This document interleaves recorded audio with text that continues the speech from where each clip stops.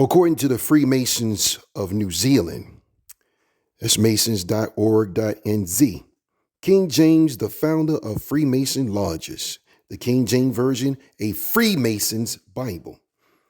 The history of King James' role in the formation of Freemasonry is a mandatory reading in the hierarchy book of Masonic scrolls, attempting to link Christ with the pharaohs.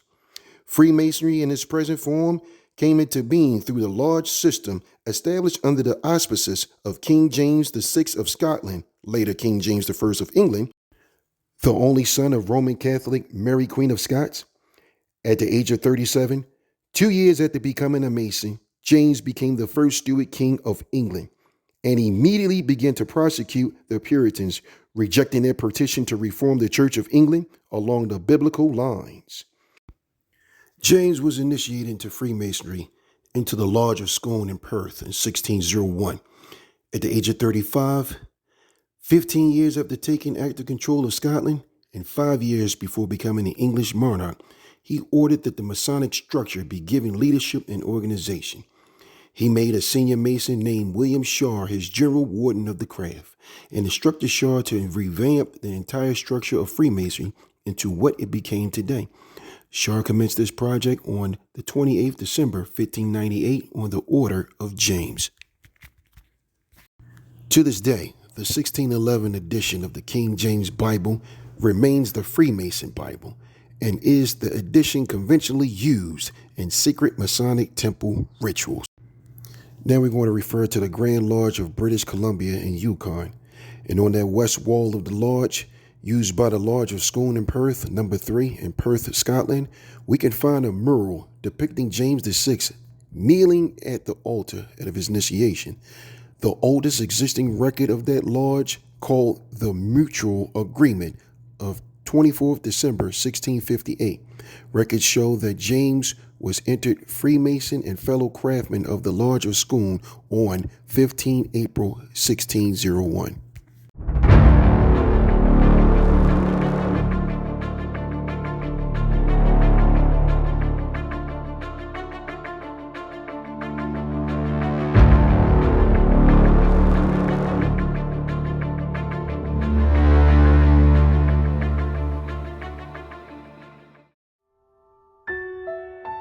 Been preaching here for 10 years. 10 years.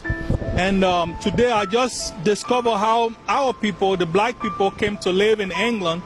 In 1555, John Hawkins went to Sierra Leone and he brought 500 women and children in a ship called Jesus of Lubeck.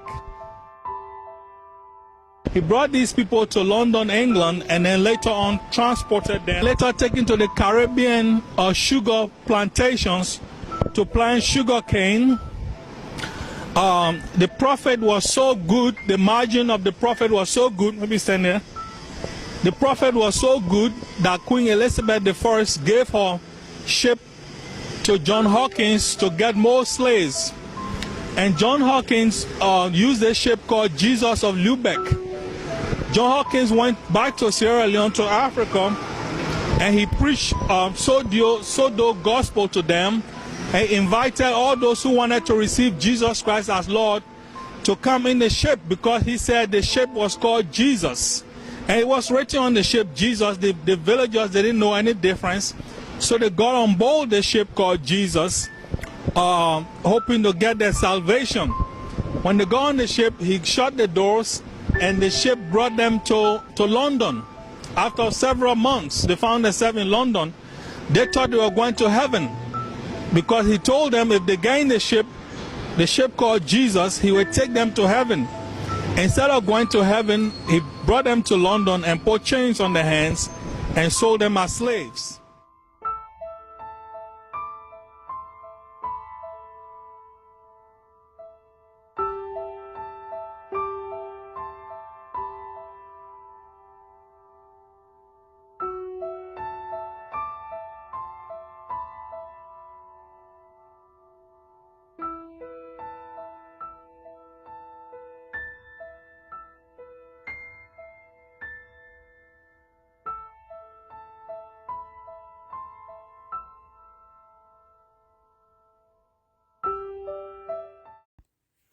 According to the Colonial National Historic Park of Virginia, Historic Jamestown, A Short History of Jamestown. On December 6, 1606, the journey to Virginia began on 3 ships: the Susan Constant, the Godspeed, and the Discovery. In 1607, 104 Englishmen and boys arrived to North America to start a settlement. On May 13, they picked Jamestown, Virginia for their settlement, which was named after King James I.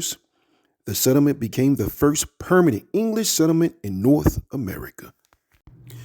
King James had 2 companies, the Virginia Company and the Royal African Company.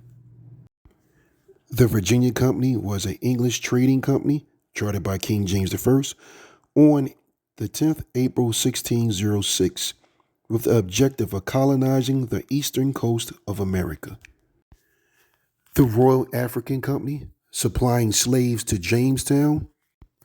As early as 1618, King James has granted a patent to a company that wanted to trade gold and precious woods in Africa. Other groups have received rights to trade in Africa, but never dealt with slaves in any major way. English involvement in the slave trade would intensify after 1663, when a new patent was issued to the Company of the Royal Adventurers. James was a slave master, yes, the one and only King James who converted the Bible into his own version. Shocking, right? Well, whoever gets power has the ability to rewrite their history and sell the generations in future a dream. Before King James, there was a 100-year plan to take slaves from Africa and bring them to America. This plan was pushed forward by Queen Elizabeth, and when she died, James took over from there. To raffle a couple of feathers, the first place the slaves passed was called Jamestown, Virginia. Ring a bell. King James was a homosexual and had intercourse with his own mother. Is this the word of the person you can take to guide you spiritually? Religion is used as a front by many people to hide their bad deeds and appear as angels to the public. For instance, why do gangsters and murderers pray before committing crimes? Is God that easily convinced to allow bad deeds? Stay woke.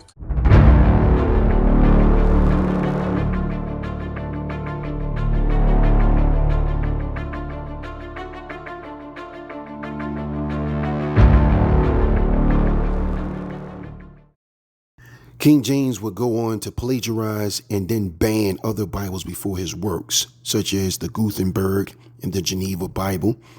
And you read Ephesians chapter 6, verse 11 through 12 in the Bible, and it reads, "Put on the whole armor of God, that ye may be able to stand against the assaults of the devil. For we wrestle not against flesh and blood, but against principalities, against powers, against the worldly governors, the prince of darkness of this world, against spiritual wickedness which are in the high places." So I'm going to leave you in the manner in which I came, with a universal prayer.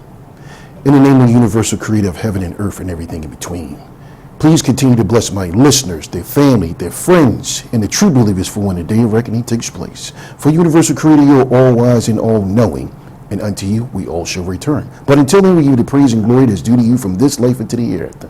In the name of the universal creator of heaven and earth and everything in between, in your name we pray that this shall be done.